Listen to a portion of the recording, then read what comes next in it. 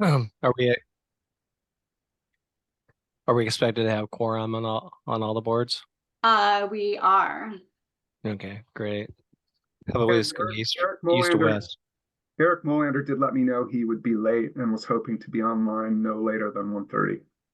1:30. Okay. And then Corky Collier is testifying in Salem. He will similarly be a little bit late. Okay, let's go. Let's go east to west. SDIC. Why don't you call your board to order? All right. Calling panel on board to order. Tom Collette.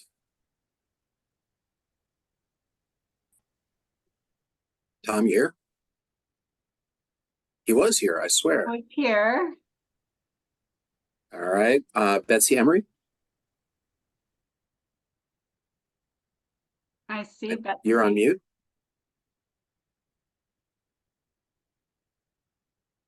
Okay. Keep going, and we'll come back to folks. Jeff Noodleman. Here. EJ Christopher. See, oh, I'm not seeing him. So, and let's go. I don't see Tom still. And Betsy, you were on mute. I don't know if you heard, but are you here? Oh, Tom Collette is coming back.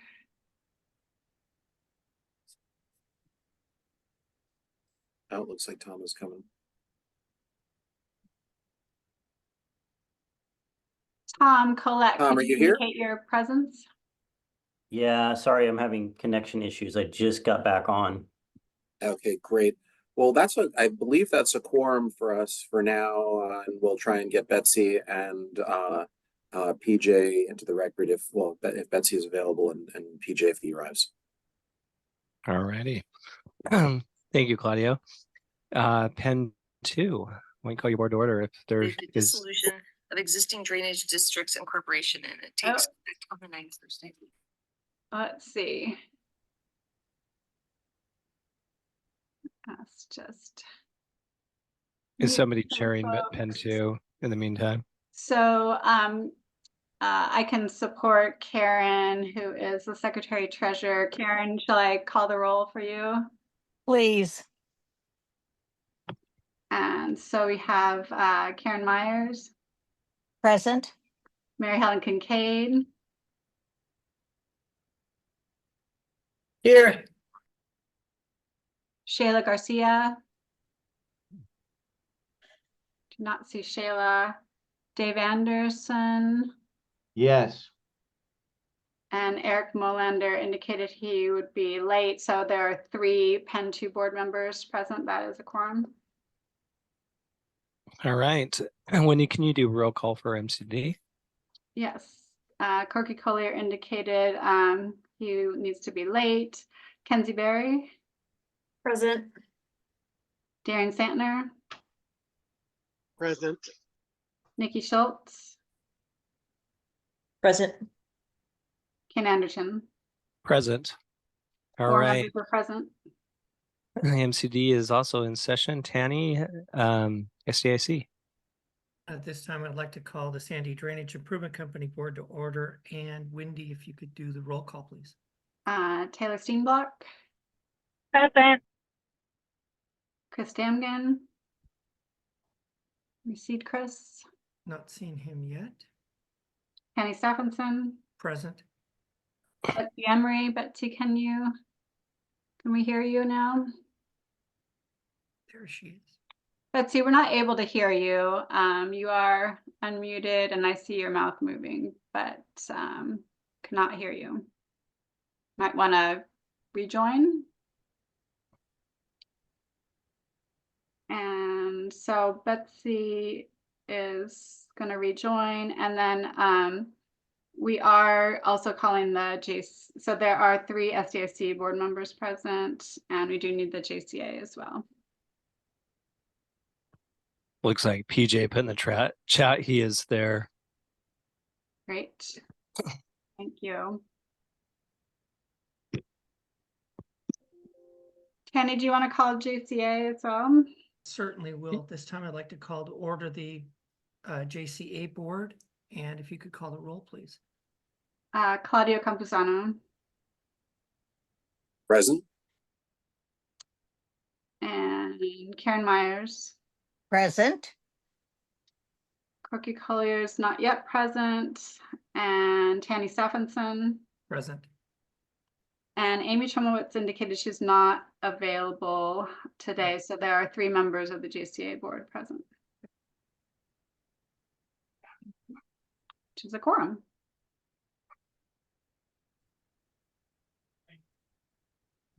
All right, well, let's get started then. I believe, Lori, you're up for item B, which was budget for Pen 1 budget amendment. And one budget amendment. This is great news. Actually, I'm going to share my screen just quickly so you can see what I'm talking about. So we have been working with the city of Portland for the last few months in regard to the IFA loan that's sitting on Pen 1.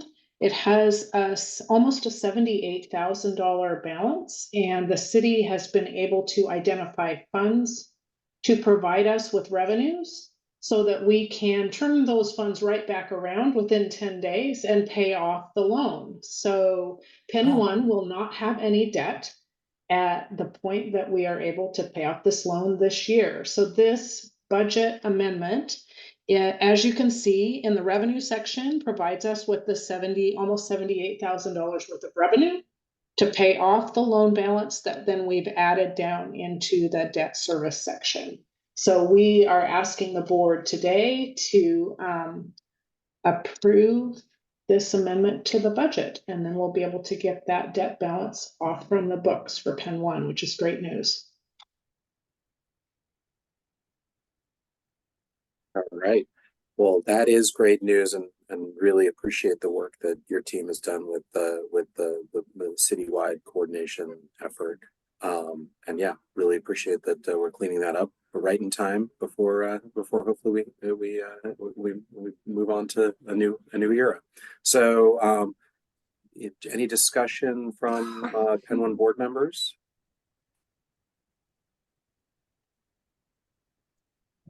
All right. Well, do I hear a motion then? I move to accept the amended budget as presented to the district.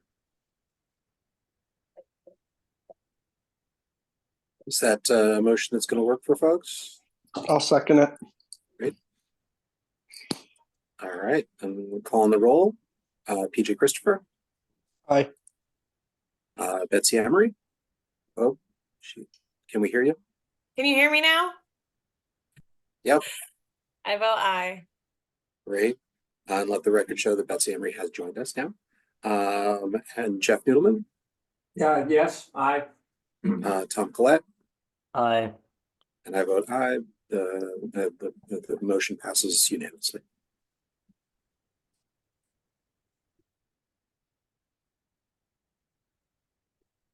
All right, moving on. We're moving right along. Item C, which is the FEMA accreditation contract that Bill Owens is up. Great. Thank you all. Bill Owen, Chief Engineer at the district. For the JCA and the MCDD boards, you have an item in your packet that outlines the work we did to identify a contractor to perform design services for 2 of the 3 FEMA certification projects that we need to complete. These 2 projects refer to levee rehabilitation efforts, both in MCDD. One is close to Chinook Landing Park, and kind of across from Blue Lake along Marine Drive, and the other one is just, I guess, is adjacent to our office at the edge of MCDD on the far west end. So those 2 projects together were combined into to form one RFP, and we, as the summary states, we went through the standard procurement process to identify consultants, received proposals, evaluated them, and based on the criteria that you see in your packets, and had the evaluation panel agreed that the Cornforth Consultants Inc. Should be awarded the contract to complete those two projects. So my request is for your consideration to approve a contract up to a ceiling that's stated in the chat. Dollar amounts for both JCA and MCDD are listed here.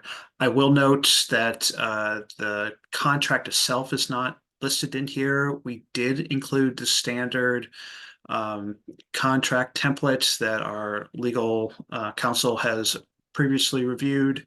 And so that was part of the RFP, and the final contract will be reviewed as well by our contract legal services. Any question?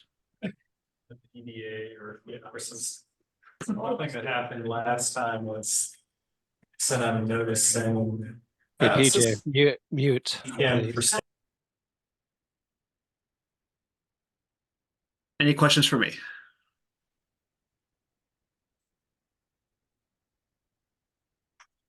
Does MCD have any questions? Other boards? I have a quick question. Bill, could you please tell me how the 800K relates to the total contract value? I'll do my best. I'm not. So my understanding is that $800,000 contributes to the total budget, not only for these two projects, but also the Gate Tower project, which is the third of the three certification projects. So we will have a portion, sizable portion of that 800,000 will go towards these two projects. Honestly, I get the sense that whoever gets there first of the three projects will the ones will get invoiced, but the 800,000 doesn't cover the entire amount, and thus we'll need to supplement that funding. That's Does that helpful. answer? Thank you. Mhm. Okay, great.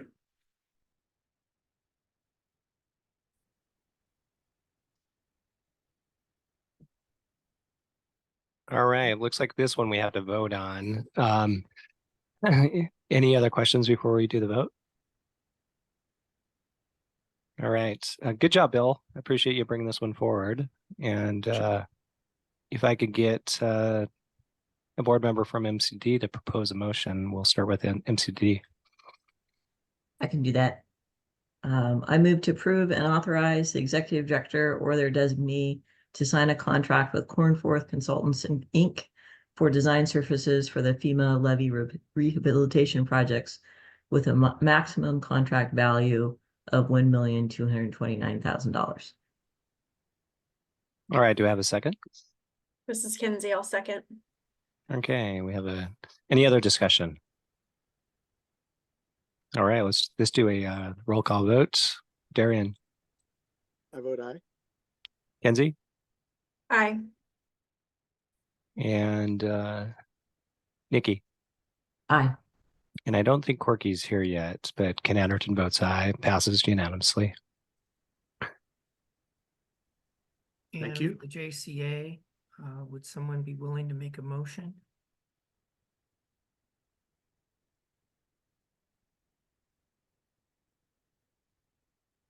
I couldn't quite hear you, Tanny, but it sounded like maybe you were calling for a motion. Is that Yes, right? please. Okay, then I'll go ahead and do that. I move to approve and authorize the executive director or their designee to sign a contract with Cornforth Consultants Inc. for design services for the FEMA levee rehabilitation projects with a maximum contract value of $150,000.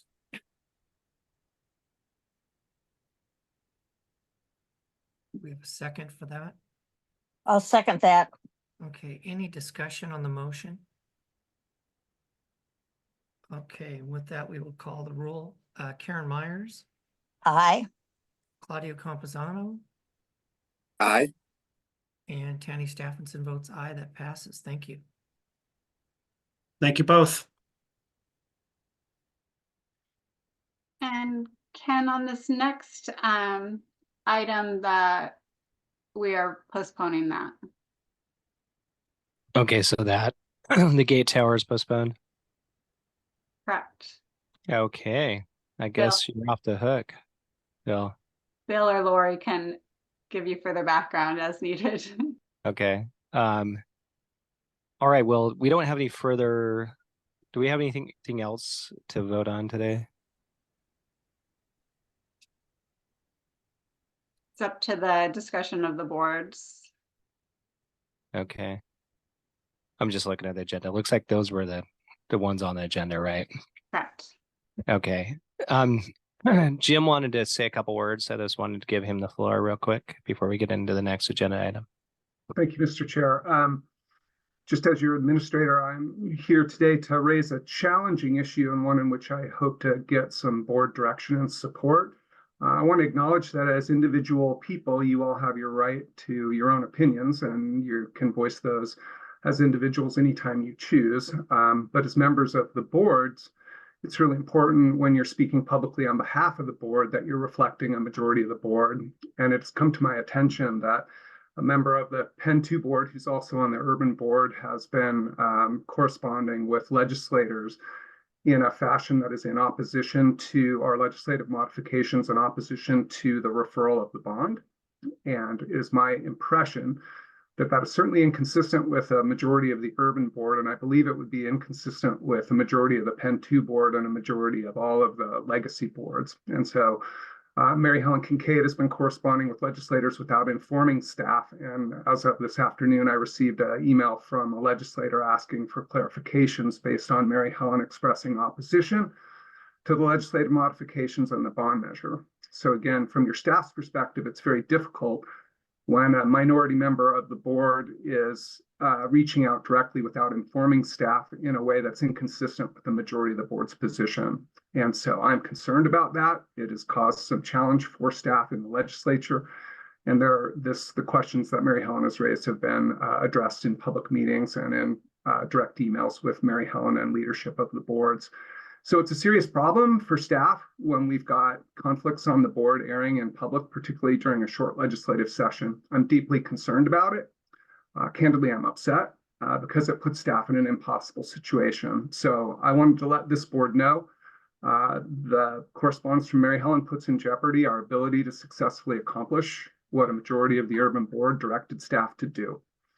And so I'm requesting support from the board in managing the situation and in trying to articulate what this board's position actually is on these modifications. If the board's unwilling to do that today, then I'm going to need to go to the urban board and seek support there for guidance on how to handle the situation. Because again, it puts staff in an impossible situation when one member of a board is misrepresenting a majority of the board's views. I'm not sure how to handle that, and I would appreciate the board stepping up and managing the situation. Thank you. Thank you, Jim. Is it possible for me to give my interpretation of what happened? Mary Helen, yes, I think it's important just since your Okay. name was brought up. I was approached by Senator Mike Dembro's office because I've worked with him for over 12 years on various issues in my neighborhood with the port, with Orang, demolition issues, and his former staff person, whose name I forgot, is now in like Connecticut or something. But anyway, so I had said, I have always fully supported the ballot measure, the work that we're doing. I have spent time on Levy Ready Columbia since day one through 7 years. And I think that Corky and I and Tanny are about the only ones that started on day one and are still here today. I meant no disrespect to the staff. I have kept Jim informed through, I think the last count I had 22 some emails. And I feel like, and I never represented anything by saying I'm speaking on behalf of the board. I just said that my interpretation and you've all heard this before, my concern is how these fees are being represented because of what I've heard from neighbors and presentations, and I can go, there's not a recording of the Cully, but I can get testimony from the neighbors that were there. They were not aware that there would be 2 fees. They were aware of the $24 a year that's, and I'm guessing because that number's changed over time because of the amount of the bond measure. I have no, I want the ballot, in a perfect world, I want the ballot measure to pass. I want the work to be done. I want everyone to be flood safety. I have never said any different. I have never disrespected Jim or his staff. I have always said that they've done wonderful work. I've not, in my opinion, and it's an opinion, and I can send you all the email that I sent to Mike Dembro, and I'm guessing that's what Jim's speaking about, because he contacted me that said they were hearing it in the House today, and Representative Travis Nelson had contacted him because he had spoken in support of it, and Representative, I might mispronounce her name, but Tu Tron, who works closely and does neighborhood meetings with citizens, had asked if he knew anyone who was on the board. And I specifically said, I can't answer on behalf of the board. You have to speak to Jim. But in my personal opinion, and what I've heard from the neighbors, is they're confused about what they're going to be charged. They don't understand what they're going to be charged. And specifically, you heard this story of my neighbors, and now there's probably 3 or 4 people in Deltawood because I directed them to call MCDD, and they got information, and it kind of scared them because they can't afford their rent to go up $5 a month. It's difficult for a lot of us who $5 is expendable, not countable, all of those things. And I have consistently said, out of concern for them. One of Jim's responses to my, can we set up a low income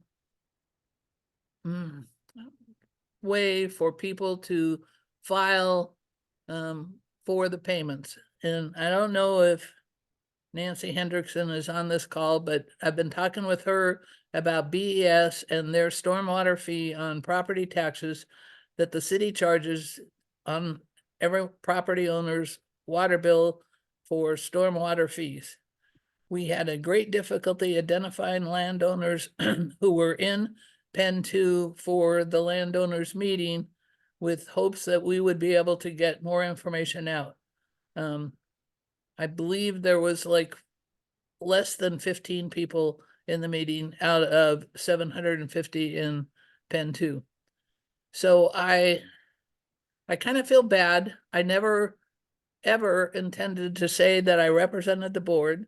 I never, ever intended to be represented as speaking against the ballot, against the bond, because I've supported it all along. I requested, I get a legislative session email that thousands of people get about what's going on in the Senate today. And I got one last Friday that said that House Bill or Senate Bill 1517 was going to be heard in the House committee.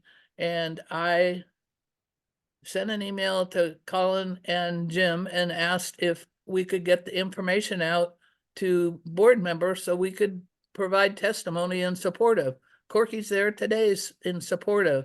And I thought that more support from a broader range of board members, especially those that deal with neighborhoods, and there's only 3 of us. I have admitted that I abstained, and these are the reasons. Well, that information got to Senator Dembro somehow, who were the 3 people. And I don't know how politics, I'm not a good politician. I'm not a good information officer. I just want people to know as much as they can about what's going to affect them. And so I don't know how I was identified to Senator Dembro and Representative Nelson, but I was represented as being opposed. And they wanted to know why, because they know me. I've met with them. I've been on citizen boards. I go to their monthly coffee chats. Same with Lou Frederick, but he didn't contact me this time. And so I responded because they asked me, but I was very careful because I've got the wording on a 3x5 card taped to my lap desk where my laptop is. I'm not speaking on behalf of the board. I'm speaking as a private citizen, and I would prefer that you speak with Jim Middaugh at MCDD. I can show you the card. I can hold it up right now and show you. So I feel kind of sad that I've done a lot to support this project and done things and then been misrepresented myself. I didn't represent the board. I couldn't even name 5 people on the board. And where they're from. But I know that Tanny and I and Eric Molander have met more with citizens than many other board members. So I apologize if I've offended the staff. I apologize however that happened. I wanted to be able to say how I felt. And I can also put my laptop around and show you the 3 banker boxes full of documents that I've read, that I've kept, that I've referred to. And I've spent a great deal of amount of time in trying to make this project work. And I think it's of utmost importance that this board continue that work. And I don't want anyone to think that I feel any differently than full support of all the work that everybody does that puts into this. And I can't tell you how bad I feel. So if Jim feels offended, I feel extremely offended. Well, Mary Helen. So I'll not- be quiet. I'm sorry. That's all right. I just think it's just important that we're in the home stretch, and a lot of people have put in over a decade's worth of work to get to where we're at, right? Including yourself, Corky, Tanny, and we're just trying to make sure that we are rowing in the same direction. And so, but also I want if there's misunderstanding, I want it to be aired, and you have time to explain it, which you just did. And Jim had time to explain his frustration, which he did. Any other questions, comments from the rest of the board members of format?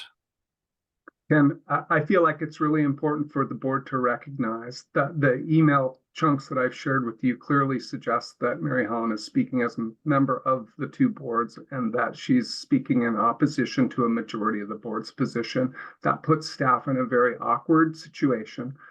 I don't think you've disrespected me, Mary Helen. I want to be clear about that. But what I'm telling you is staff is in an untenable situation when individuals on the board are not representing the majority viewpoint and are not sharing that information with staff proactively. When we are caught on our heels by a legislature forwarding an email from a board member representing a minority position, it's a real problem.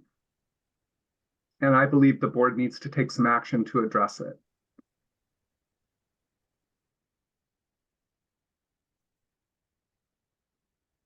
And Jim, that would be the Penn 2 board. It's my sense that all of the legacy boards are in favor of us being successful in the legislative session. So my immediate concern is that there's now an impression among legislators that you all are not in agreement with our legislative modifications. I know that a majority of the urban board is in favor. We've not asked you all because it's really the urban board's role, but now a Penn 2 board member has spoken up in opposition. And I think it's important for all of you to be aware of that and the implications of that for staff. Again, I have not spoken out in opposition. I have been fully supportive, and I've never said any different. What I have said, I regret to say that's not what the email says, Mary Helen. It's just plain. So you can say that, but your email says something different. Perhaps you could clarify your position with the legislature. All right, Jim and Mary Helen, Tom's got his hand up, so I want to honor his request. Jim, is your request that we pass a motion in support of those legislative concepts? Is that what you're looking for? It's really the board's call, but I am nervous now that there's a misimpression about where the boards stand on our ability to move forward with operating revenues, and a misunderstanding perhaps of where the legacy boards may lie on the referral of the bond. Is there also an opportunity for the boards to potentially put forward a representative of the board, like a chair or something like that, to speak directly with the legislators to be able to shore up this misunderstanding? I think there's several methods that we could use. That could be a letter that staff could draft for your review. We do need to move quickly because we're in the short session. Staff is already working on a response at the request of the legislator who received the email. What Hey, I Jim. from go my ahead, Tom. Yeah, from my prior experience, I know that sometimes the board could create a motion and allow one of the members of the board to be able to go work and speak with you down in Salem to kind of shore this up. That would be the fastest way if you're looking for something ahead of a vote that's about to happen.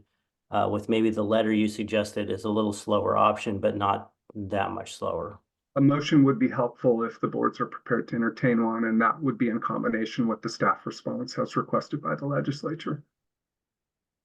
Jim, would it help if we just uploaded to the legislative?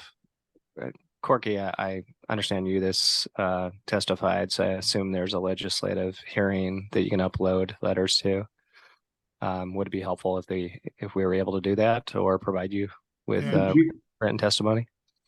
Jim and Colin would know the status. The House Committee on Emergency Management just unanimously voted to move it forward. So I presume it goes to the floor now. Is that right, Jim? Yes, correct. Okay. So again, even a motion that we could attach to our response letter would be helpful. Okay. From MCD, I don't mind doing that real quick if you wrote something in the chat that you want us to agree to. And we can tell you what, you can work on that and we'll go through the next agenda item and we can circle back to it. That sound like a good plan? Yeah, and I think Ed one are on board with that as well. I think it's a great idea. Great. All right. Bill, I believe you're up with the CIP update. I am. Thanks for this time. I included a packet in your handouts today, digital handouts today, that includes 2, 4, 6, 8, 10, 12, 14, 15 different CIP one-page summaries of the status of each of those projects. And as staff has done in past, we're trying to keep your boards up to date on the capital projects that have been approved by your vote each year and during the June annual budget review. And so these documents represent the current status of each and what's planned. So I'm sure if it's worth my time to go through each, but I'm happy to answer any questions people might have.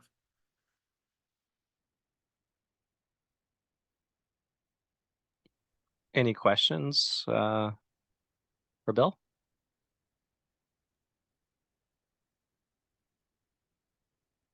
This is a mostly quiet group today. Yeah, Corky, it looks like Corky is.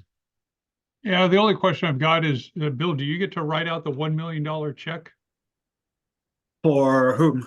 For Cornforth, I mean. No, not. It'd be a lot of fun. A lot of digits. It would. Yeah, agreed. Sadly, no.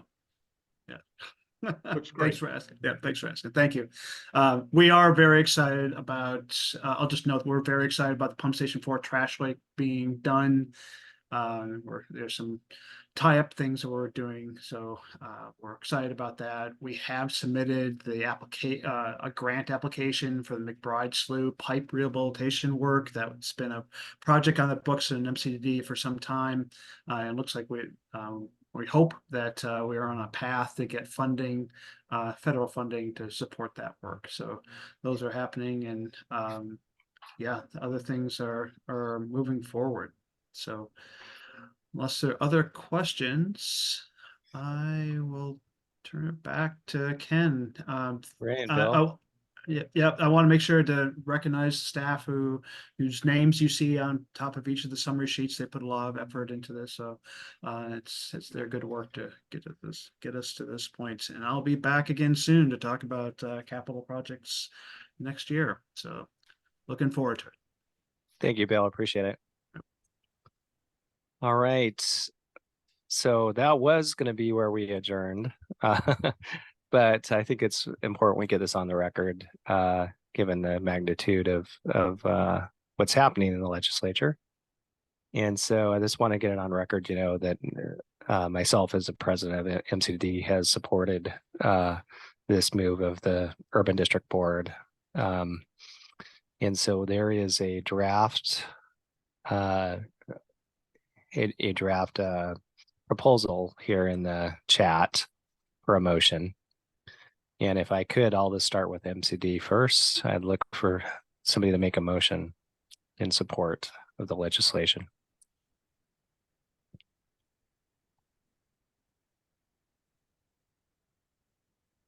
Can do that.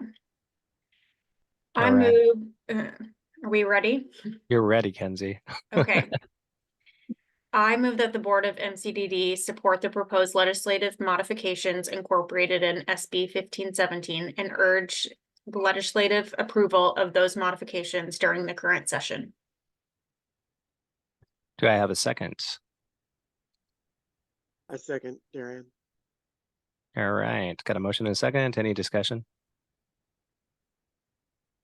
All right. Let's do a roll call vote. Wendy, can you do it this time for me? Happy to, yes. Kenzie Berry, Aye. Darian Santner, Aye. Nikki Schultz, Aye. Corky Collier, Aye. Ken Anderson. Aye. Motion passes unanimously. All right. Let's go up to SDIC first. I have a question before we start. I don't know that SDIC has the most, if that board's been provided with the most current version of the legislation as it stands today. I know there was an earlier version that the board received, but I don't know if the latest rendition the board has. I'm not certain either. We could probably try and find it for you real quickly. It's certainly consistent with the policy direction the board provided. I don't question that. I just don't know that I feel comfortable voting for that when the board members haven't had a chance to review the latest version that they're voting on. It's been adopted by the House Committee and the Senate so far, so it's not an opportunity to change it at this time. It's now in the chat. Pardon me? The link is in the chat with the latest. Okay. I mean, I guess you could say in concept of what was agreed to in the urban district versus the exact language, you can modify it. Can I just jump in real quick and say the only amendment that was adopted was something from the Department of Revenue further clarifying. There really wasn't any significant change from the A and gross version to the original version, which was the version that SDIC worked on specifically with the urban board prior to session.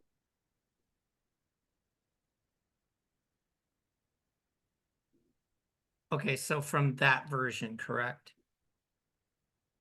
Yeah, so the one I dropped in the chat is the engrossed version, which has the amendments that were adopted on the Senate side included, but all it does, like I said, is just further clarify from the Department of Revenue. It was a single line.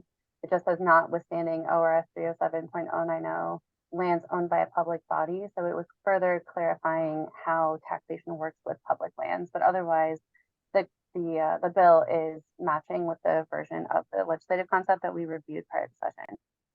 It's a belt and suspenders to ensure that public lands would be subjected to property assessments on the floodplain. Right, which is fine. I just want to get clarification. Brian Sheets, could you possibly comment on this for me?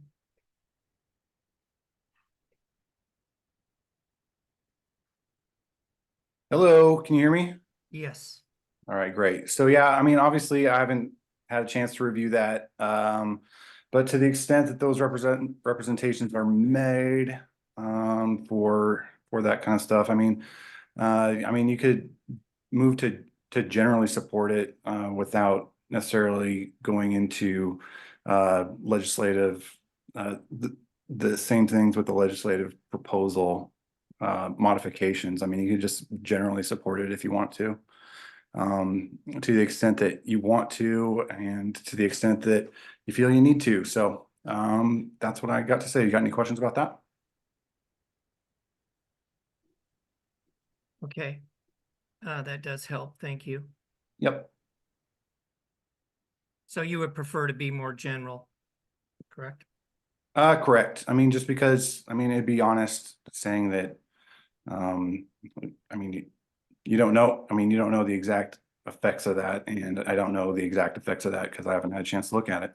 So, I mean, if you want to be general, I think that would be good. I think that would represent your position on it, and if that is your position, and to move forward in that direction. I mean, I understand that this is sort of a spur of the moment kind of thing where we're being asked to do something that we can decide whether we want to be a part of that or not be a part of that. It's up to the board to figure that part out. Okay. Yep. Any other questions? No. All right. I just wanted to know, did have our county attorney look at that, and I can speak to generally what our attorney said, which was that the amendment has no impact on the policy direction for the original introduced version of the bill. All it does is tie in existing statute that would apply in this situation. So it makes it easier for implementation, but the amendments themselves don't actually have any bearing on the policy or any of the changes that have already been highlighted in the introduced version of the bill. Okay. Betsy, any comments from you? No comments from me, just indicating that our state lobbyist did submit testimony in support of the bill during the session and through OLIS. And so Metro stands supportive of the legislative concepts packaged into that legislation. So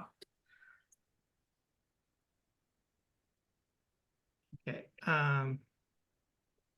So I guess the question is, does someone want to make a motion to a generalization, or do we want to table this?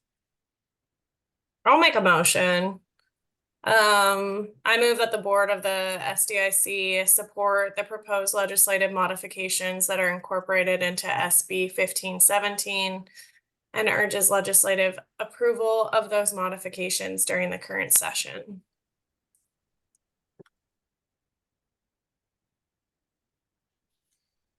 And I would second that motion. Okay, we have a motion and a second. Any discussion on the motion? Any comment from legal? Nope, it's your motion. All right. Okay, Taylor Steenblock. Aye. Okay. Betsy Emery. Aye. Okay. And I will vote aye as well. That passes. Thank you. Thank you, Tanny. I appreciate it. And great questions. All right, Pen One.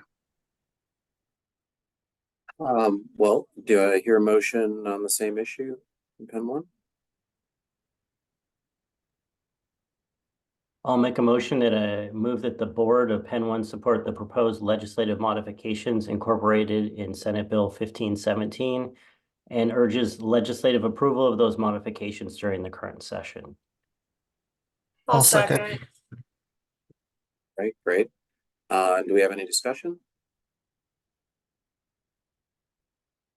All right, I'll call the roll. PJ Christopher. Aye. Betsy Emery. Aye. Jeff Noodleman. Aye. Tom Collette. Aye. And Claudia Camposano, I vote aye. Passes unanimous. Who was the second, Claudia? I heard two voices. I think I heard Betsy first.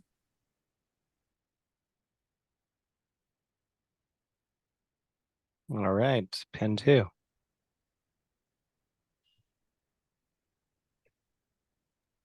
I know the president joined late, so I am here. Jim. Thank you. yeah, so Is Allison with us? she may be in Canada. We do have Brian Sheets here, who's answered some questions on behalf of SDIC. I don't know if he'd be willing to opine on behalf of another district. But the motion That's sort of a conflict of interest, and so I don't want to put him in that kind of position. We're not really his client. And this was the question that I had asked during our last meeting as to what Pen 2 could or could not do. And I really would have appreciated it, getting an answer before being jammed with this today.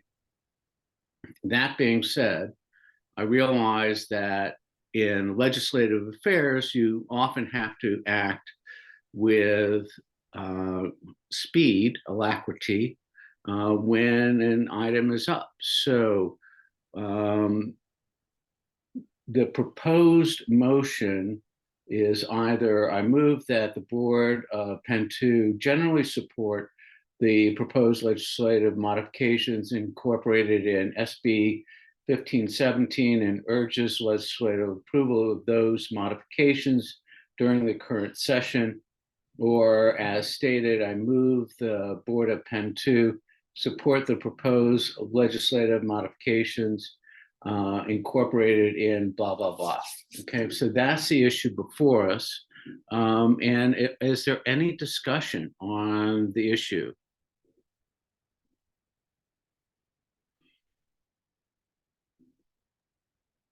Shayla, do you have any questions? No, I'm just following along with the discussion of everyone else. Thank you. Dave Anderson, any specific questions? No, I'm fully on board with what's going on. Okay, excellent. Mary Helen? I'm fine. I'm ready to vote. Okay, well, first somebody's got to make a motion and tell us whether it's more in line with what Brian was saying, where we say generally, or the specific language.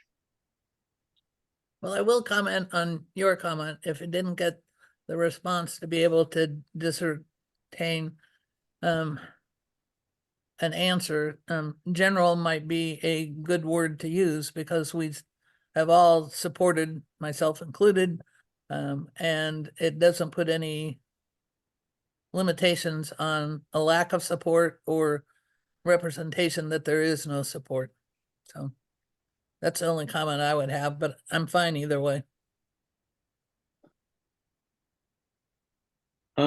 So which of the two versions would you guys want? Somebody needs to make a motion.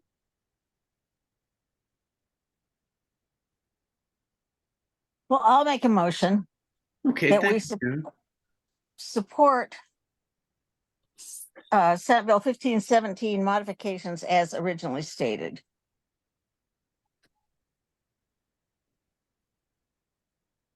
Okay, so let me play that back to everyone just so that we're clear on that. The motion that I heard was I move that the Board of Peninsula Drainage District number 2 support the proposed legislative modifications incorporated in SB 1517 and urges legislative approval of those modifications during the current session. Karen, is that your intent? Yes. Got it. Is there a second to that? I would second. Okay, perfect. So it's been moved and seconded. Is there any discussion? All right, then let's move on to a roll call vote. And who was the second? I believe Dave was. Thank you. Karen Myers. I vote aye. Mary Helen Kincaid. I vote aye. Shayla Garcia. Aye. Dave Anderson. Aye. Eric Molander. Votes aye. That passes unanimously. Thank you very much. Thank you, Eric. And I believe with that, all but Pen 2 can adjourn if I'm not mistaken. Wendy, can you clarify? Yes. All right. Thank you all. And Thank we you did all. just Appreciate your support today. appreciate everyone also voicing their opinions. And we will see you on the next meeting. Okay. So. Once adjourned.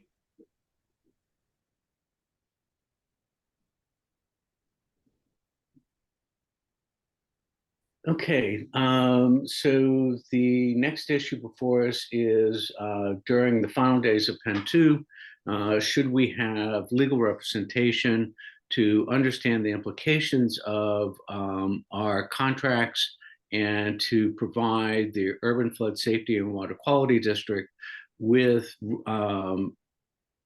our preferred actions relative to those events. So with that, let's see. Sorry, Eric, it looks like we lost Dave. And is Shayla there? Shayla's here. Okay, so and Karen is. So we have we still have. I can text him. I would prefer for him to be in on this.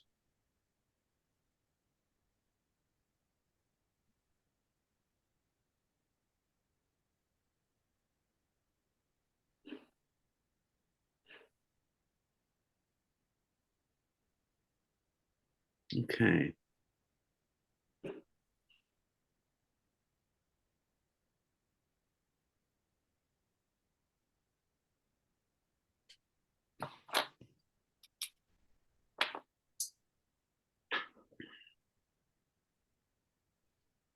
He will rejoin the meeting. Okay, thank you.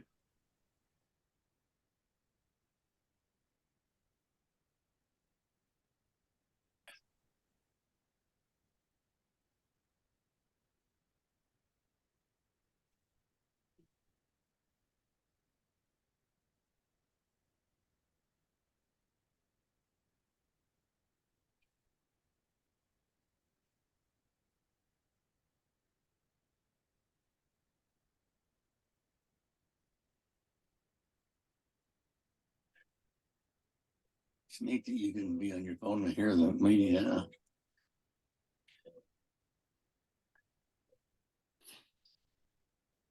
Yeah, it is.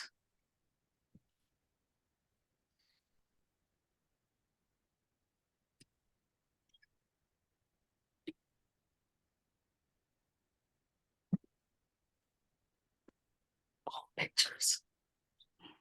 Oh, good. Yeah.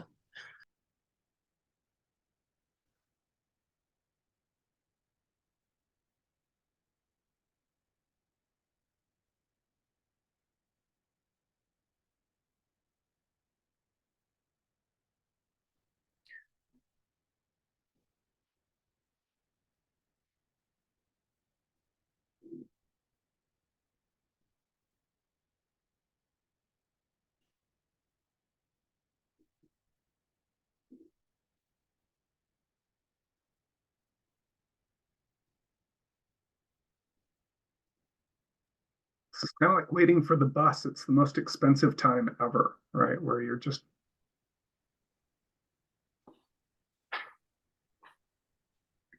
There he is. Oh, cool.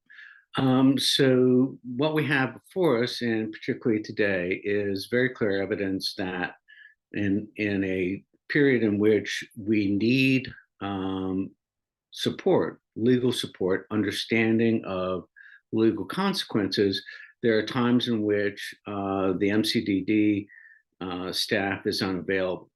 And in particular, one of the things that I think that we need to think about is the experience that SDIC has had by having Brian Sheets backstop them on some of these important legal issues. Tanny, give us a sense of your experience at SDIC with these. With Brian in particular? With having legal support that is support for SDIC. It doesn't have to be Brian in particular. I know that you think the world of him, So don't want to. The only thing I would say is MCDD recommended years ago that SDIC get counsel, its own counsel. And that has worked well for us just because there's been so many things, and it's kind of like, I mean, at times it's like who's representing who, I guess, because we're transitioning to things. So it's worked well for us. Okay. And about how much money do you spend on an annual basis on it? We're under 10, I think, in most years. Okay. And he attends all of our meetings and does any other work that we need. And he works very well with staff too. Excellent. Excellent. That is a critical component. So as we start to wind down the activities of Penn 2, it's going to be incumbent upon us to take a look at some of these serious legal issues and to recognize that in the first instance, are there particular there's legal got issues a that are real, excuse me, Jim, I'm speaking. Thank you. I'd be happy to recognize you, but allow me just to finish. That we, like in all legal cases, that you have independent legal counsel that really has no other obligation than to us as a client. And that it be unequivocal that the legal representation is for our group, not for anybody else. So the question before us is whether it would be appropriate during this period to have our own legal counsel review documents associated with the dissolution and with ongoing agreements associated with Penn 2. Mary Helen?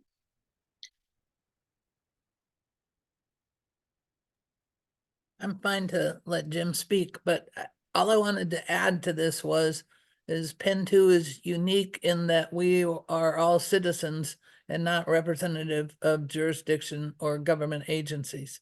And I've had experience in nonprofit boards that I've sat on. One national one that is called ARF, and it's founded by Tony LaRusso, who lives in Livermore, California. I'm an honorary board member. They rescue animals, and they have legal representation. And that was a big issue with them just recently because of board members who are officially representative of foundations, etc. And someone took issue with how they handled a particular case with an animal. Okay, thank you. That made us all liable. So I've had experiences. Southwest Neighborhoods went through the same thing. Innocently, the woman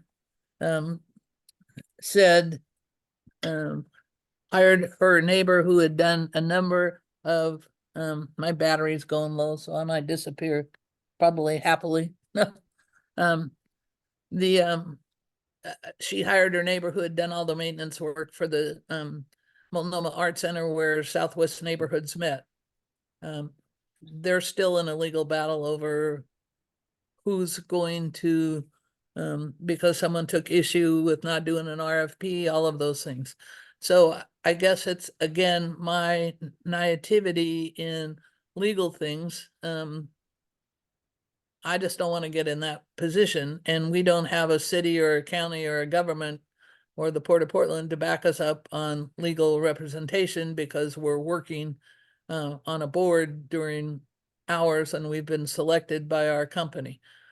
We're just neighbors who are on the Penn 2 board, and we're unique in that in Penn 2 is the only one without a government employee that would represent them on the board. So I was the one that raised the question, and again, I might not have used the right words. I don't think we're going to get sued. I support the bond measure, but I just think that based on the climate of today, anything's possible.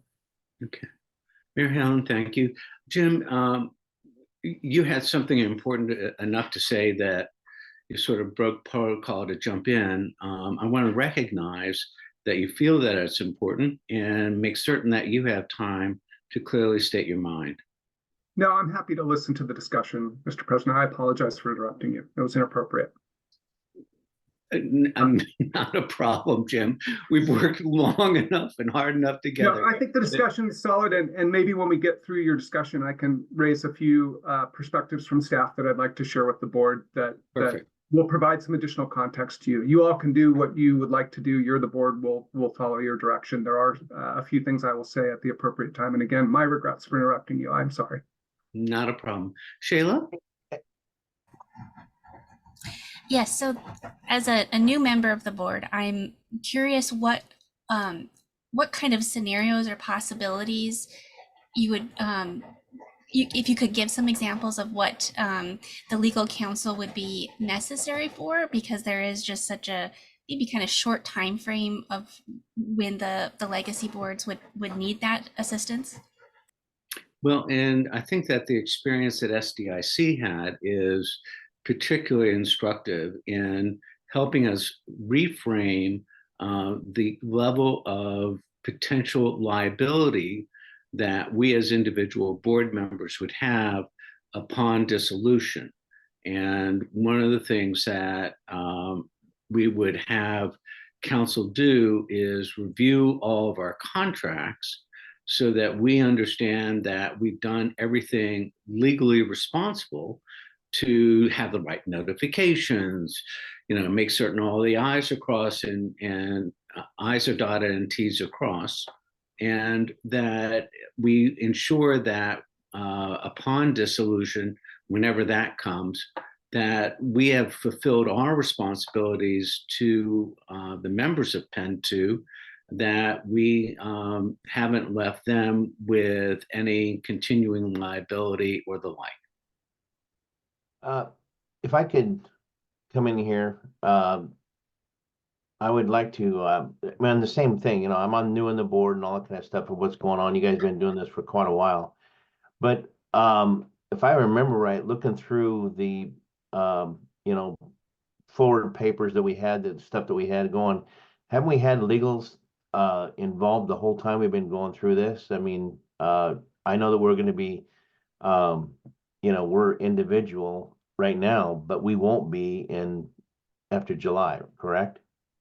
Well, you see, that's up to the urban board. The urban board has got to vote to dissolve us.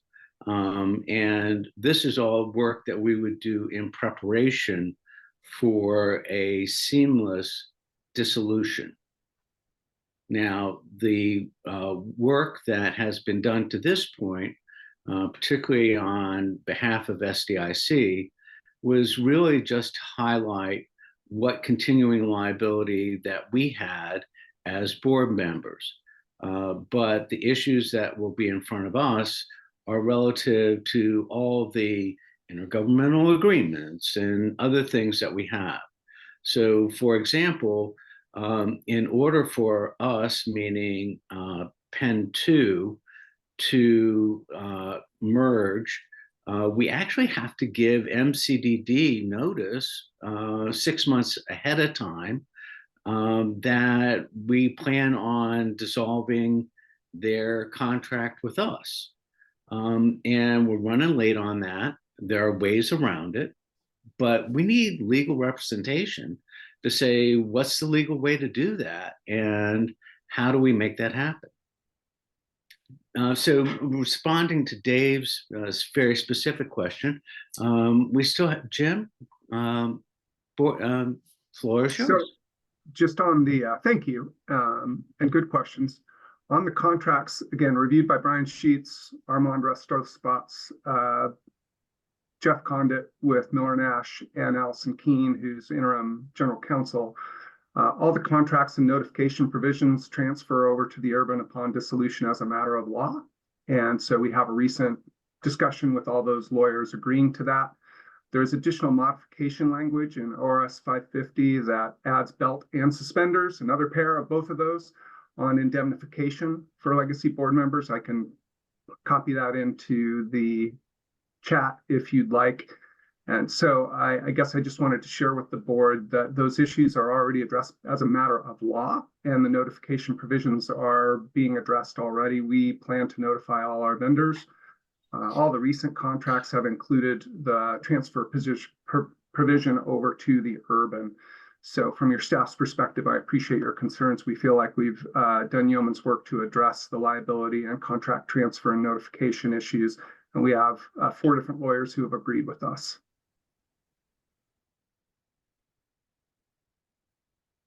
Mary Helen? I just want to clarify, Jim, because I'd asked you this question and you had said that Jeff Conduit had said, but it would be expensive to have him do a document. And so is what you said good enough if one of a neighbor, a resident of Penn 2, landowner, business owner, says these projects were approved in our 2023-24 budget, and I've asked if those would be carried over or money used within the district, and both you and Lori have said they would. But would that hold up in a court of law if somebody said you took my money and didn't do what I wanted you to, or what you approved to do? Sorry, I have to get the right button. If we are going to encumber any carryover funds from Penn 2 for the exclusive use within the former Penn 2. If staff somehow violated state budget law and board direction, then there might be a claim. That claim would not go against legacy Penn 2 board members. It would go against the urban district as a matter of law. Okay, so I'm gonna try to repeat your words. You're gonna encumber it for work within Penn 2, but not specific projects that have already been identified. There are specific projects identified. They're consistent with the adopted CIP from Penn 2 and the monthly charges that Penn 2 currently pays via IGA for operations to MCDD. So those funds will be restricted for use on both sides, both the operating and the capital side. So in my non-political, non-legal language, if a neighbor says, you as a board member, let them take our money and we aren't getting the project we want, you've misused our funds, I wouldn't be held liable. That is correct. Can we get some, well, is this enough record to get that? I'm just hypersensitive to the fact that that sort of statement has happened in 2 times in my experience, and I've been a party to testimony to support the character of other neighborhood boards, and especially now with the whole reorganization of the city of Portland and the districts and how the neighborhoods are going to be organized and who's going to get what money and who's going to decide. So forgive me if I'm hypersensitive about that, and I'll just say la la la and believe, in whatever, whether it's, legal fact or a fairy tale. I don't, I'm sorry to use those terms, but that's kind of where I am, because I don't have the technical jargon or ability to say it in a way that's not going to implicate me and not make you think that I'm asking too many questions or causing staff grief. So I'll just leave it at that, and I have record of this meeting and say I was told, and I can play as probably uninformed as I feel like I am. Thanks. I appreciate that need, and given that there is a few board members who have this concern, and we estimated it'd be somewhere between $3,000 and $5,000 to have Jeff Conduit prepare that memo. We could ask him to do that. We would likely need to charge Penn 2 for that. And what I can tell you is we've worked with Brian Sheets, we worked with Allison Keene, we worked with Jeff Conduit, we worked with Armand Resto Spots, all of whom are independent lawyers who are contracted with various districts. All of them agree there is no liability. All of them agree that we can encumber and restrict the Penn 2 carryover funds successfully to ensure that they're used within the historic Penn 2 boundary. So again, has we that can do been more documented? work. Yeah, no, has that been documented anywhere and I just missed it? There's a memo to the SDIC board that I could share with this board that has some of that. There's again, the specific modification language in ORS 550. There's the Oregon Tort Claims Act that applies to you all. There was original language in ORS 550 that is being modified and bolstered by the modification language on indemnification. So there are multiple layers of indemnification and restriction on carryover funds that I believe thoroughly address those concerns. Okay, and I don't even know if I should say this out loud, but I will, and if I get in trouble for it. I have several neighbors that are angry about projects that haven't been completed, and they're the temporary drainage from the 13th Street overflow, and there was temporary piping put across South Shore, just beyond, just west of 13th, and like any government agency, the citizen, there's several of them on South Shore who complained about that because it was near their property, but all those kinds of things. And so I guess I'm just, again, hypersensitive because they're $1 million builders and they were unable to sell a couple houses because of the people didn't like the pipes and the presence of flooding. So that's just kind of in the back of my head, and I'm in a unique situation, and I just wanted to share that because it seemed to cause a lot of consternation. Bill will probably be remember it of he and Karen Carrillo taking out sandbags for the people, and so that's just kind of what's in the back of my head. It's like you don't want to remember, but you need to remember because it could happen again. And maybe mistaken, I think Penn 2, I think BES fixed that culvert, and so we shouldn't have that pipe over the street anymore and so on, but Bill is jumped, but I think we've addressed those. If there are specific projects that are of concern, let me know and we can try and provide No, you more it detailed wasn't information. specific to that. I just had the memory of having to go out there and keep the peace and keep the builder from taking issue with and screaming about that they were going to sue me and sue MCDD and, on and on. So a bad memory that haunts me, and that's why I brought it up. Well, it sounds like this is just the kind of thing that we should have documented, specific to Penn 2. And Jim, why are you opposed to us having independent counsel? I'm not opposed. I guess I believe that logistically and expense-wise, it will be very challenging. So there isn't an existing budget adopted for Penn 2 for outside counsel. The legal representation you have is via MCDD. And to get a new lawyer on board and get them up to speed on all these issues will take some time. The procurement will take some time. And so my sense of the risk to Penn 2 is different. But again, I'm not opposed. I'm just trying to share with you that the concerns you're raising, I believe, have been already addressed. Yeah, but we don't have that document. Again, we can prepare a document, but what I'm saying is the rest of the urban board didn't want to pay for that. A majority didn't want to pay for that. So we're happy to work with you to get that opinion, but we'll need to work on getting our costs recovered for that. Well, MCDD again, has addressed this issue and MCDD believes it's addressed. So our legal counsel agrees that we've taken care of these issues. So if Penn 2 doesn't want to agree to that, you'll have to pay for outside counsel and you don't have adopted budget to do that. We can amend your budget. Right, so easy enough to do. We have the money in operating reserves. So we would be able to.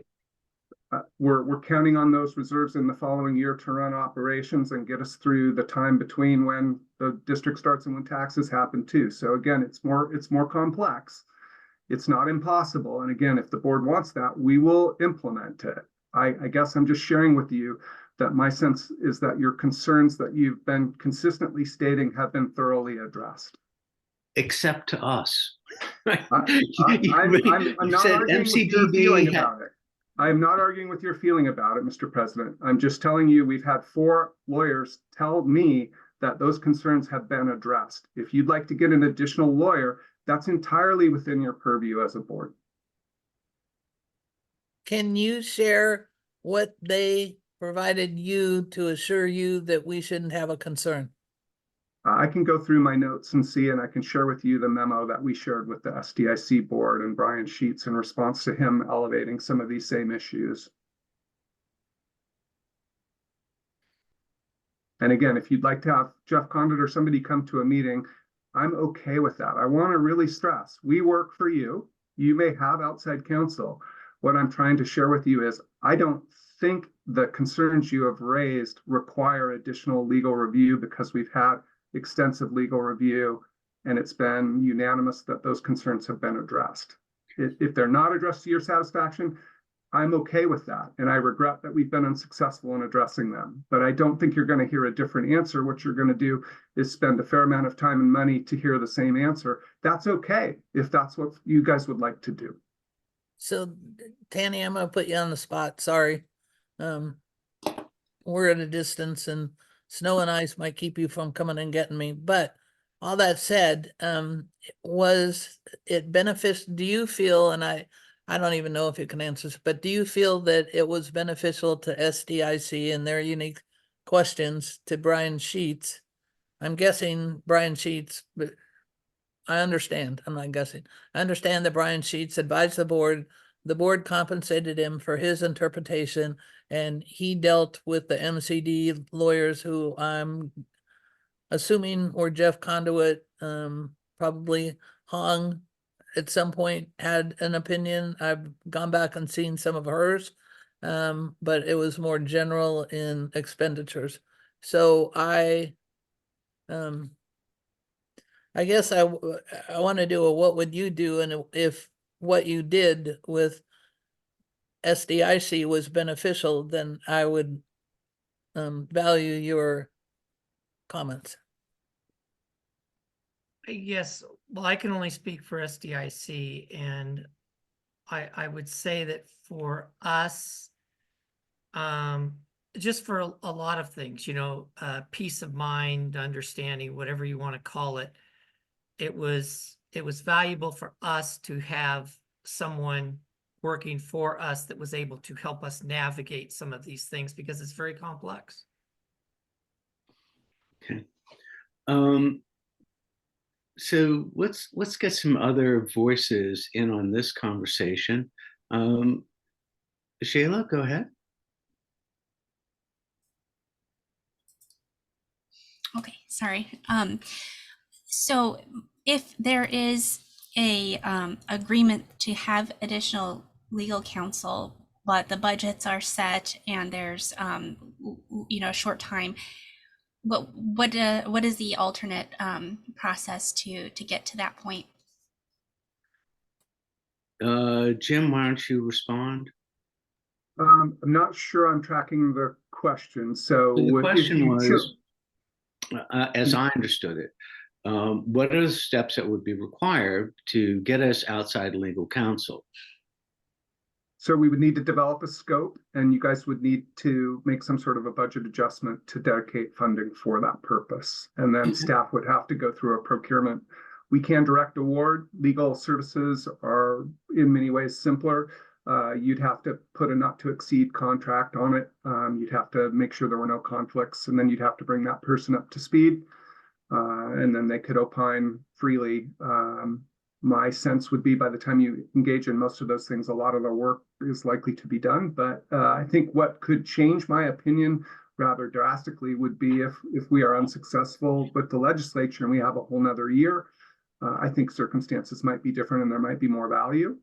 But at this moment, I feel like we're down to the final minutes of the game here. And the concerns that I've heard expressed from Penn 2 members, again, from my perspective, have been reviewed by excellent outside counsel and have been found not to be an issue.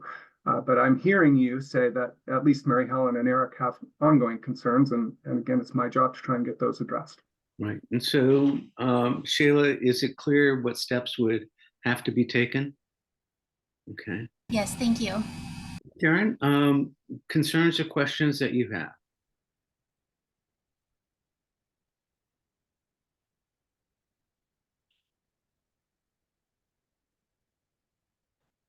Darren? I don't want to come up with more funds out of my pocket to pay for an outside counsel. We already have staff counsel that have been looking into it. And by law, we are protected. If we would have done this a year or two ago, Eric, it might have made sense. But we've been going through this transition, trying to combine 4 districts into one since Reed Wagner was in office. It's been a long haul. It has And there's been. never been a question. It's been a long time. This is February, the end of February, and we're thinking by July will no longer be a district. It'll be all one major district, which the federal government wanted. That's why we have the JCA, so we can get money from them. But because they won't write for individual checks. So I just don't see the point of haggling over this at this late date Okay. at all. It's An important it's issue. unnecessary. Dave, your Well, thoughts on this? Yeah, well, I'm kind of the same thing with Karen, with the fact that, but what I'm afraid of is everybody's put all this hard work in, putting the right up here to get up right to the right here. We're looking at the princess getting ready to step off the stagecoach, and you know, we're I'd hate to have this thing blow up in our face and have to go another year, because you don't know what legislature, when they voted, they voted, obviously unanimously compared to what there was. And I'm just afraid that if we go in again, it could change the whole environment. Right. And so let's see. I'm trying to get a sense of the group. One path forward is just to say, okay, let's enumerate those steps and reconvene and say, does it make sense for us to have somebody review all of our contracts and ensure that somebody that works for Penn 2 is in agreement that it makes sense. The second is for us to allocate $10,000 or so. I think that's what SDIC spends per year, to make certain that there is no liability associated with the agreements that we, Penn 2, have. And I know for a fact that we really haven't reviewed any of those Penn 2 documents, as it would impact ongoing elements. So there are a couple of ways to go forward. Mary Helen, you first, and then Shayla. Oh, sorry. Okay, I'm perfectly fine with anybody. Jim mentioned 4 excellent lawyers. I'm guessing Jeff Conduit, Alice Keene, Brian Sheets are all familiar with how we operate. The 4th, I didn't catch the name, Armando. I mean, so that they all say it's fine. And they've told Jim, and if we can get some sort of assertion of that, then I'm fine. I can waive it to my lawyer if we, a lot of it's if this gets passed by the legislature, which it looks every indication it will, and it will go through. If the governor signs the legislation, if it makes it onto the ballot, if there's no problem with the Secretary of State, and then if the voters vote for it. So there's so many ifs that we can't cover all those bases. We can't say if all of these things happen. If we don't have a flood, if the railroad embankment doesn't burst again when we have an early snow melt, the Vanport history, all of those things. So we can't cover all our bases, and I'm perfectly fine doing that. I would just like that if this information about you don't need to worry and there's not any liability, if it's as simple as that, then I'm perfectly fine paying somebody, some lawyer, whatever, for a couple hours to draft that letter. If they've provided that information to SDIC, it might just be not exactly rubber stamp, but that same sort of thing, will we be covered if we're sued? SDIC is a nonprofit corporation, a little bit different than how they're organized, but my concern, and again, I said, maybe I'm being a, scaredy cat on this, but I've witnessed and been a part of similar kinds of things, not the same. And it's been a nightmare, and it's been a two-year process. City of Portland can tell you all kinds of things that have gone on with neighborhood associations, and especially in the new reorganization. And there's not even funds barely involved, $1,000 budgets. So that said, if we can come to the easiest, and Jim, you said we could come up with, I'm guessing we, the staff, a contract. I don't think it needs to be all that entailed, all that new. If they can just document what they've told you that you have spoken to us about today, then I think I feel very comfortable with that. But I'm not a lawyer. I don't give legal advice except to my cat. So all of that is pertinent to this, because I don't want to be portrayed as, a dog with a bone and not letting loose of it. So or like Tanny mentioned at the urban board, a dog chasing a car and getting caught in the net. But all of that said, if we can ask Jim to have his legal counsel that told him whatever they told him, just put whatever of the four lawyers that does it, and Brian Sheets seems like a likely candidate. I think we would protect ourselves, and I'm only doing this to protect ourselves. The other easiest way is we all just resign and all hell breaks loose. So I don't think that'll happen, but there's too many ifs in all of this. So that's my lawyer friend always says you have to protect yourself against the ifs. Nick Fish used to say, I want to hear the whole story on all sides so that I know where the arrows are coming from. That's where I'm. All right.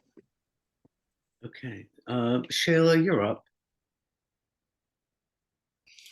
Yeah, this has been really informative, and I appreciate everyone's patience in explaining things that are new to the new board members. So I think personally, if I could see kind of like a document that had the references of the different laws or statutes that were quoted earlier, maybe just they were consolidated into one place that affirm the indemnification and lack of liability for the board members after the transition or during the transition, I think I would feel more confident in the situation. And then my other thought is, again, I know there's this unknown happening in July if there will be a legacy board continuing after that. And my feeling is that after seeing that document, I may be like, that's enough security. But if there is this extension of a year, or things completely change, I feel like everything will be up in the air, budgets and projects and contracts. So that seems like a crossroads of when to really dig into legal representation. So that's all my comments. Okay, Jim, you had a comment? Thank you, Mr. President. I'm wanting to clarify, there are 4 issues that I think are of concern to the Penn 2 board: contracts and what happens to them, IGAs, which are contracts but a little bit different because of the public nature, indemnification for board members, and restriction on previously appropriated funds coming from Penn 2. Are those the key issues that are of concern at this time? I recognize new concerns could emerge. So I would think that you've listened very carefully to us. Okay, so I'd be happy to ask Allison Keene to prepare a memo through the existing agreements, no extra charge, codifying the conversations that we've had and providing the appropriate references. I think we could turn that around relatively quickly. I would want to check with Allison, but I think she could do that based on her involvement in the conversations with Brian and others. That doesn't preclude you from getting outside counsel if you choose. I want to reiterate, if you guys choose to go down that path, staff will support you. But we do believe we've addressed these concerns, and I understand the need for some additional belt and suspenders here and putting something in writing so you have it. And I think if we can go down that path, we could turn it around again reasonably quickly. I don't want to commit until I talk to Allison, but that feels consistent with the IGA that you have with with MCDD and the services we should provide you. Yeah, and so Jim, there, when you start to read these contracts, you run across phrases that just really raise the alarm level a little bit. So, for example, in our IGA with BES over reimbursement, there's a phrase in there under termination of this agreement, 15A. At any time, either party may unilaterally or by mutual written agreement terminate this agreement upon proper notice to the other party, which termination will not take effect until 2 years later. These are just things that we need as a board to have legal representation. And if Allison doesn't believe that she's conflicted, and can fairly represent us, then fine, let's go ahead and use Allison. That's the cheapest way. So as a starting point, let's agree to the following. We'll ask Allison to take those 4 enumerated points, which is our liability, our contracts, our IGAs, and there was one other in there. Restriction on carryover funds. Restriction on carryover funds, and that really speaks to Mary Helen's issue. Let's start at that point, and as soon as she gets back from Canada, let's put her on her plate and ask her to respond. I'll do it this afternoon, even though she's in Canada. I do want to clarify that she will be speaking on behalf of MCDD, right? And she'll just enumerate all of the legal techniques and statutory language that addresses this issue. She is representing MCDD, not Penn 2. I want to just clarify that for you so that I don't want you to be surprised, because she's not representing Penn 2 as a unique entity. She's representing you as part of the service MCDD is providing. So there's a difference. And Eric, I know you're familiar with that. So again, I'm wanting to be very transparent with you because this is obviously a critical issue to several of you, and I want to do a good job addressing it. Okay. Hey, Eric, can I put a suggestion? How about if we do this? How about if we get like Jim's talking about the legal memos or the communication they had with the lawyers and whether agreement was that this is okay to keep going forward, everything like that. If we get something like that we can have looked at, and then also to have her come in later, let's reconvene this meeting. And now there's too much right now that is unknown, and let's just take a deep breath here and maybe get another meeting together in a week and be able to see that memo, look at it clearly. And then also too, we have counsel that that when she gets back, we can look at that and be able to understand maybe a little bit more. Okay, that makes a huge amount of sense, Dave. Yeah, So what we're going to do is, Wendy, there's a way in which we can, instead of adjourning, say that we will reconvene, so we don't have to go through additional notifications. Not sure that's true. In any case, it doesn't matter. We can do the notifications, get you a meeting whenever you want it. I don't know that we need to be too clever. We can schedule Whatever's it quickly. easiest. Yeah. I'm into easy these days.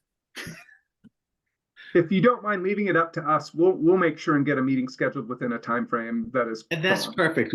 I was just, wanting to make it a little, if there are times in which our board will say, we haven't adjourned the board, we have put it in abeyance isn't the right, there's a legal term for it until a later date. So let's give Allison some time to reflect on this and get to us. I do recognize that because of conflict of interest, she does represent MCDD, but I'm good with that for right now. Okay. Thank you all for a very informed discussion about this. I really appreciate the insight that each of you bring to it and the way that I think that we have reached consensus on a path forward. And thank so- you, Eric, for all your work, background, chasing things, hearing things. Yep. So Maybe one of not- us should get a law, maybe one of us could get a law degree and then we could be legal counsel. I mean, other boards have legal counsel, you know, Port of Portland can bring their legal counsel in. He can tell Emerald what the answer is and that it doesn't cost the board any money. So Well, as a somewhere down the very road, and wise- probably not in my lifetime, but that would be a good idea to make sure that there's some kind of legal counsel on every board in the city. I mean, Yep. I agree with you, but having an attorney on board, I would get that familiar retort from the judge, which says, counselor, you're representing yourself. You do know that a lawyer that represents themselves has a fool for a client. So I would be reluctant. I would want to have an outside counsel representing on these issues. So with that, if there's no further comment, Jim, you and I have got to get out to PYC shortly for that meeting. And is anybody else going to be able to make it to the USACE PBOT MCDD meeting at the Portland Yacht Club from 3 to 5?